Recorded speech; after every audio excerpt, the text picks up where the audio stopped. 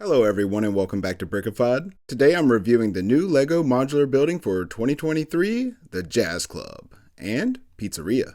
So let's get into it. In total there are 8 minifigures included, with the pizza delivery driver and his moped, the pizzeria chef, the tailor, whose shop is overtop the pizzeria, 3 jazz musicians with the bassist, the drummer, and the headlining singer. Then finally, we have the Jazz Club manager and side act, the magician and her bunny rabbit. And it's also the year of the rabbit.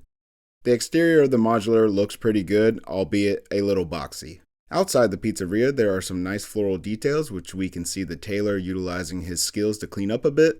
The pizzeria looks good. I really like the color choice here, which really makes these Italian-themed overhangs pop. They also move a bit, so you could change up the angle as you see fit. And although you will never see it, I do like this brick oven detail on the side. And around back is where the chef stores his wood for his oven. But out front there's a bit of seating for patrons to eat their food while they wait for the jazz crew to arrive to tonight's venue, which has a very nice blue base color, which I did originally think was a bit too bright for a jazz club. And while I still do, it does offer a bit of contrast to the overall build. I like the front entrance and the jazz sign, however, the printing could have been a bit better. It just doesn't pop as much as it does on the box image, especially the live music all night signage, because it's a white print on a yellow plate. However, moving back up to the jazz sign, as mentioned, it does look good, and I like the usage of the Lego sausage pieces to complete the oval shape. And overall, the signage was really needed to convey the theme of this set, because if I remove it, or at least the top portion, I think it's a little hard to work out that this is a jazz club, at least from afar. And that was one of my original criticisms on the reveal of this set, that it just doesn't scream jazz club to me, but then again, I wasn't alive in the 1920s, so I'm no expert on this. The instruction manual points out that the jazz club has a 45-degree build throughout, and this is no different on the exterior, where we have this ticket booth and entryway, which I do think looks really good at this angle. However, one negative is that this angle causes a gap on either side of the entrance, which likely could not be avoided in the Lego system. However, unless I built it incorrectly, its base connection is also less secure than you would think for a modular building. Moving upwards, one detail you probably didn't notice from the box is these 1x1 reddish brown tiles, which break up the frontage of the building a bit. The stained glass windows I could do without, either or, it's 50-50 for me.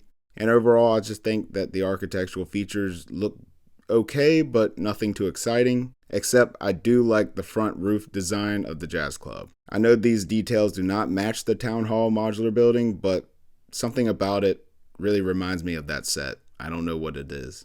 Now, the pizza shop does not have as much architectural details. It's a bit more contemporary looking to me, but on the roof there is a fairly stocked greenhouse where the pizza chef grows his fresh ingredients, and on top of the Jazz Club is a mischievous squirrel that just may steal your pizza toppings.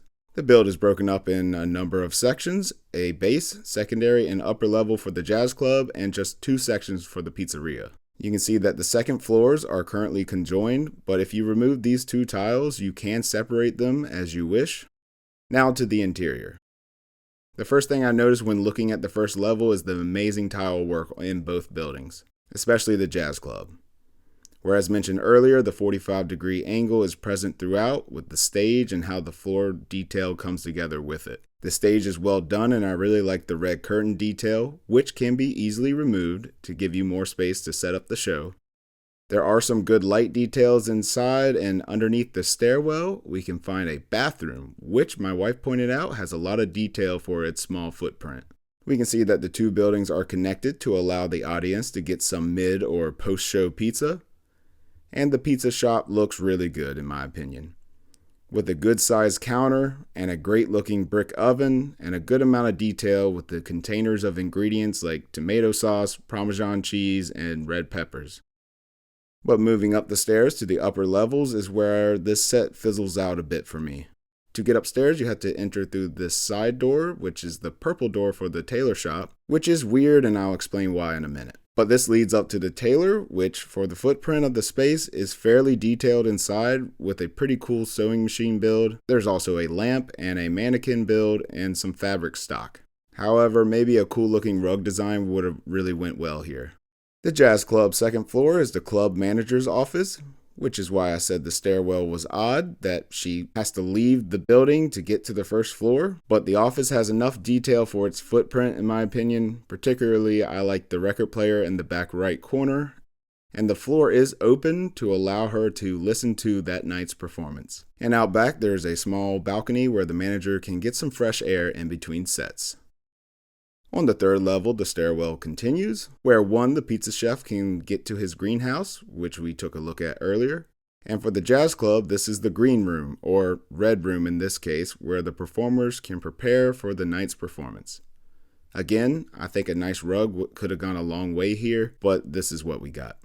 There is a rather wide yellow couch, which looks very comfy, and my favorite piece is this dot-style build of the musical note painting. My main criticism here is that the mirror build could definitely have been better. It just looks really basic, and I think an oval or at least a half oval shape mirror would have looked really good here.